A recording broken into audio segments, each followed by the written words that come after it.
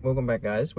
Today we're doing a car review of Mickey 17. Yeah, little bit of a different setup today. We are in the car. We just got out of the theater, as Joseph said, watched Mickey 17, starring Robert Pattinson. Yep. And we thought there was no point driving all the way back home to mine to get on the setup and do a review. We thought we'd do something a little bit different and do a car review, because why not? Change it up a little bit. Mickey 17, we have a little bit to say, not too much. It was a good film. I will say off the bat though, it wasn't at all what I thought it. No. And I would say I was probably a little bit disappointed. When it ended, we both said to each other, oh, finally. It was a little bit of a drag. I think that had to do with a lot of the pacing. The pacing really wasn't the greatest, probably the worst thing about the film. It really, Joseph said throughout the film, I think when we got towards the end, it felt like 3 different films into one. Yeah. And it really did, and that had a lot to do with the pacing. It just, felt very weird. I think that has something to do with the fact that it is a book adaptation of, is it Mickey 7? Mickey 7, yeah. Right. Which came out, I think, 2022, so it's not even that old. Wow, I don't realize that. So they only they put out the book and jumped on the movie straight away. Probably the best thing about the film is Robert's acting. Yeah, Robert Pattinson's acting is very good, and it really shows his range as an actor. Obviously, full spoilers, by the way, guys. I know the movie did just come out, I think, yesterday. So full spoilers. Oh, it's that old? I thought it was at least like a week old. No, I think it only came out yesterday, yeah. Well, it was really quiet in the cinema. Yeah, that's true. You see it's very hot in here. Let's turn the aircon on. You see the range for Robert Pattinson. He has, about halfway through the movie, there's 2 of him. Yeah, so with the first 40 minutes is a flashback. Yeah. So you understand everything, essentially, up until that point. Because it opens with him stuck in a, ravine thing. Mm-hmm. And then we get to that part of the movie about a quarter way in. 40 minutes. I think it was a good 40 minutes. And that's then when the actual Mickey 17 title card came up. And I'm like, that's very late into the movie. Yeah, it was. But we also got, at the end, Mickey Barnes. Yeah. It changes to it. Yeah. There is a bit of narration in the film.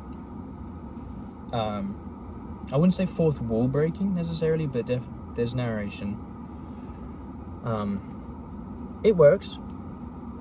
It can be a little off-putting because it comes and goes. There's a lot of it early on, and then it dies off for a while, and then it comes back at the end. Sure. So it works, but Pattinson is probably the best part of it. I agree. He plays himself and then an alter ego of himself. Which you said was very similar, reminded you. Even before he came into it, it felt like Fight Club in the sense of his character, I think, was not shaped around, but shaped like Edward Norton, or for the narrator. I felt, he felt as if, almost kind of similar, like scared, kind of, not pathetic, it's not the right word, but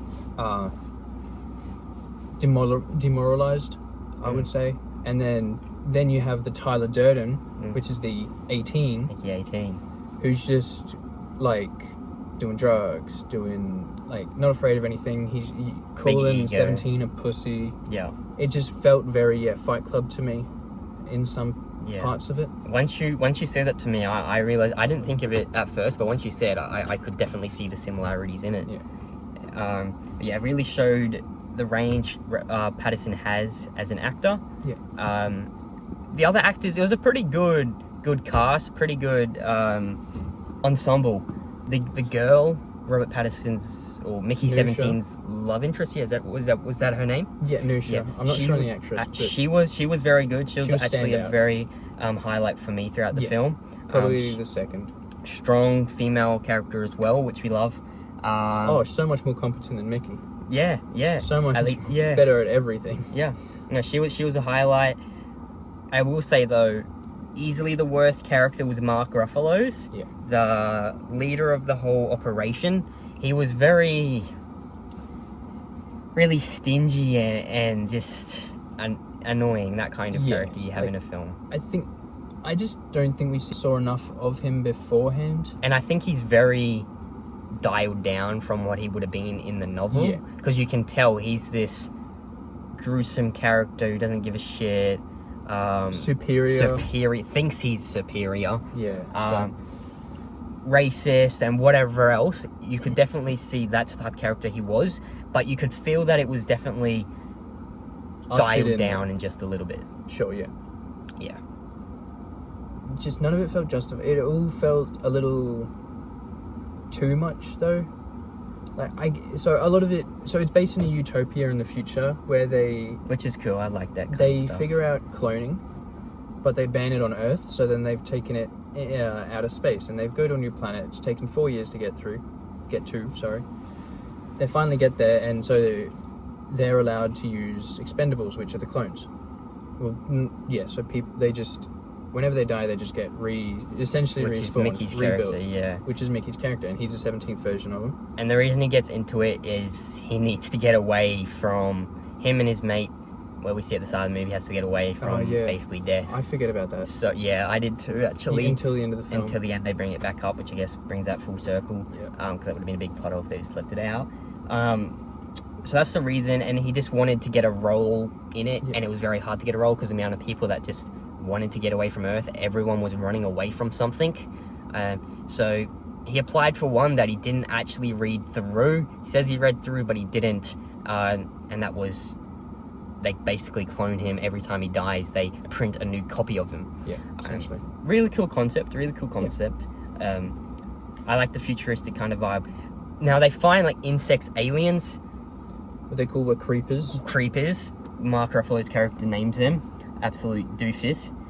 Now I think these could have been explored a lot more, and I think it could have been a little bit better with the aliens. The other beings they find. Yeah. So in the flashback, well, right after the flashback, I should say, as soon as we get back to where he's at now in the ravine, he's just like, kill me, whatever, I'm gonna die, blah, blah, blah, blah, blah. They don't kill him, and they let him go.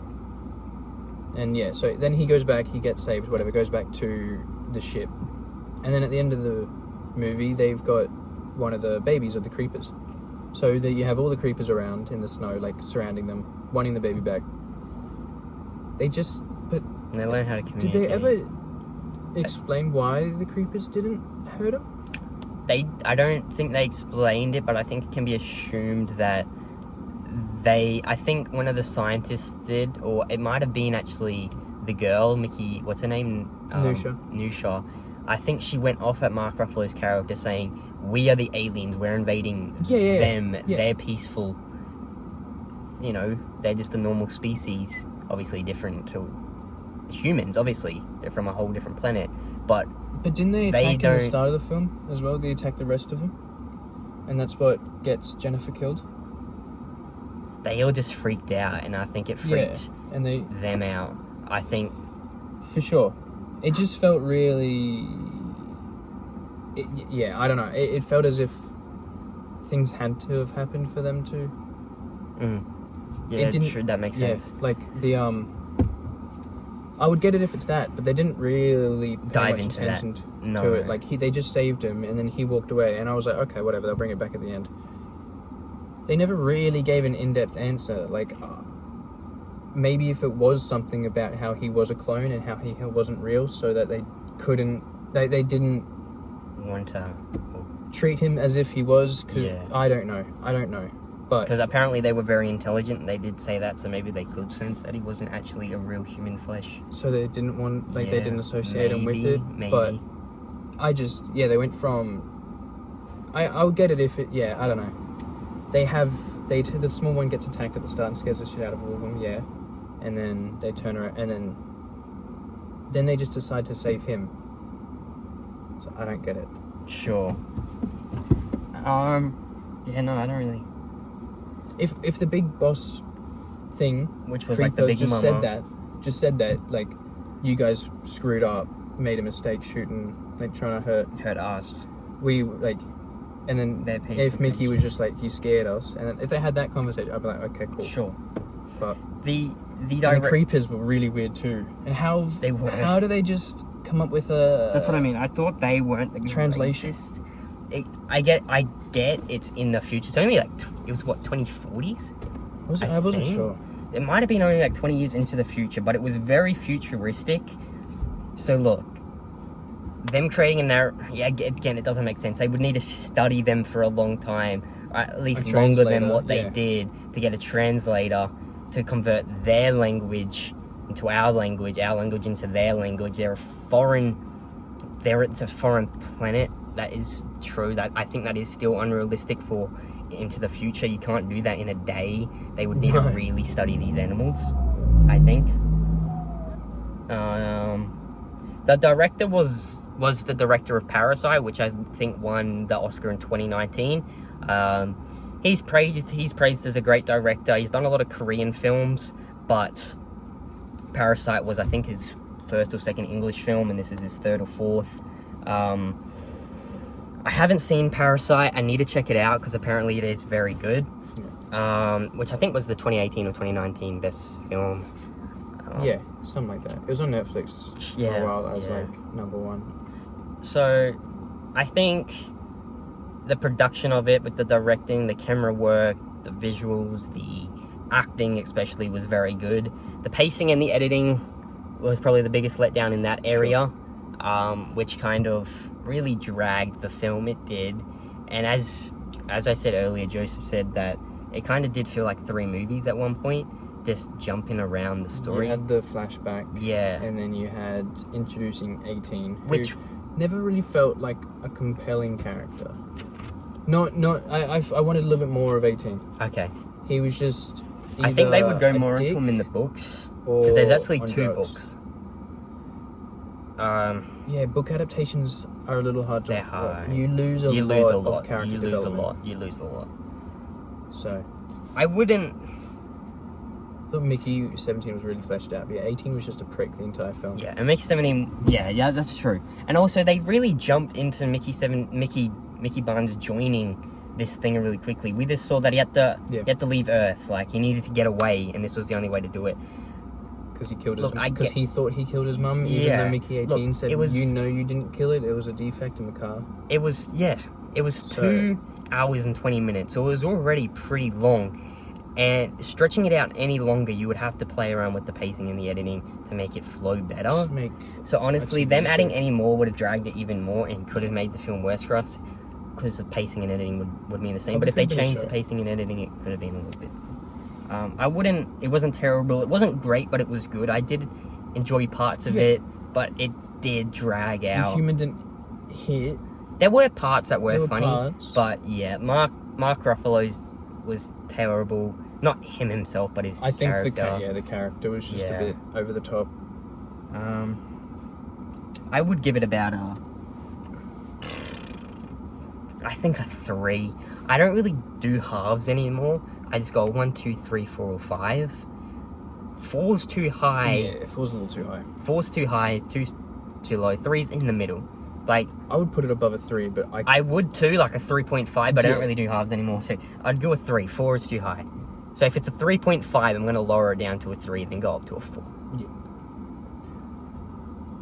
Other than I think I'd give it a 3 just because the first big thing I noticed was that there's just an absurd amount of metaphors and like representation, but there were a lot of metaphors. It was very in your face. It was very I couldn't even compare it to a different film, but at one point where he's like scared, there's like an explosion that's almost in his head. Oh yeah. Early on, and it's just to imitate him, like his head's blowing up, like okay, but it's just very on the like it's very much there. I'm like, I don't need that. Yeah, sure. Because then we also lose it. Yeah. Halfway through the film. Sure. If that was going to be the comedy kind of step away from the film, where he has these cutaways in his own head, he does occasionally, but not. Yeah, there was kind of towards the end when he was about to blow up the printing machine. He had like a dream state or a cutaway into his mind where he was imagining Mark Ruffalo got printed out again, his character. That's kind of where the 3 movies comes into it. So they have a lot of something, and then forget about it, and then have a lot of something else, and forget about it, and that's just kind of what it. Yeah, I agree. But Other than I'd that, give it a 3. Robert Pattinson, star. very Oh, good might acting. He might win some kind of award. Depends. There's Maybe a lot like a coming out this Golden year. Globe. It'd be. I have seen people saying people who saw early screenings. I did see. I think it was the people from the Raiders of the Lost podcast, which is a big movie podcast. You've probably seen them pop up on your feed. Yeah. They said give the Oscar to Pattinson. I think he gave an Oscar-worthy performance. Oscar-worthy nowadays. Oscar-worthy nowadays is very different level than what it was just a decade ago, and beyond that. Like, you look at, we just did, our last episode was the Oscars. Go watch the one if you haven't already.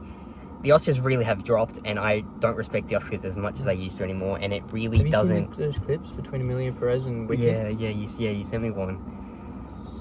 Crazy, man. It is crazy time we live in with Hollywood and awards and things. The Oscars don't mean anything anymore. Credibility is going up. Yeah, it really has. But Robert Pattinson did give a good performance, and I'd like to see him. So he's better in this than the Batman? Very insanely different. Like, at the start, I know Robert Pattinson for the Batman. I think that was the first film I had seen him in, was the Batman. Obviously, he was in Twilight back in the day, and then Harry Potter, Goblet of Fire, which I've now seen. My boy! Very different. Like, Batman Bruce Wayne is a very different character to what Mickey Barnes was, and again, that really shows his range of an actor. He can go from playing the Batman to now this innocent, scared, feared kid as Mickey 17 who keeps dying, and then Mickey 18 is the jerk, drug addict, don't give a shit kind of guy. Yeah. So he has a massive range as an actor. So I'd really like him getting more roles, more serious roles, more bigger film roles. Sure. Batman Part 2, I believe, begins filming this year or next. It's taking forever for them to do that one. But no, it was a good film. Wasn't great, but it wasn't bad at all. It was very different to what I thought. Very, very different to what I thought. Went in a totally different direction to what I thought the film was going into. I don't really watch movie trailers anymore unless it's for like a Star Wars trailer or a massive Marvel movie trailer. I don't really watch trailers anymore. I like going to movies just not knowing anything. So I hadn't seen the trailer for Mickey 17, and but just off the little plots I've heard and the post ride scene, I thought it was going to be a very different movie to what we just watched. But it wasn't bad. It wasn't bad. I don't see myself rewatching it. Yeah, I was going to say my dad wants to see it. I can't watch that again. I can't. I'm like, I'm gonna have to tell him that you're going to that one on your own. Yeah. I can't rewatch that. I couldn't. Not anytime soon. Not anytime. No. Not that it was bad. It was just one of those movies that really dragged like that. Again, it comes down to the pacing and the editing that really did that. But no, that's our little car review. Something new. It's very hot in here. Yeah. I'm sweating. I am sweating. But yeah, we might do more of these for little movies we go and see, and we'll do a quick review. This was 20 minutes, so as I said, we do rant on, but that's okay. I'll get some clips I'll upload. But I hope you guys enjoyed. Let us know what you thought of Mickey 17 down below. And yeah, we'll see you guys in the next episode next week on the podcast. We'll probably be back in the studio in my little studio at the setup next week. But no, this was different. This was fun. I hope this recorded well and actually the mic worked and everything. I swear to Christ. Yeah. Should have tested that first, but praying. Anyway, guys, thank you. We'll see you next time. Bye.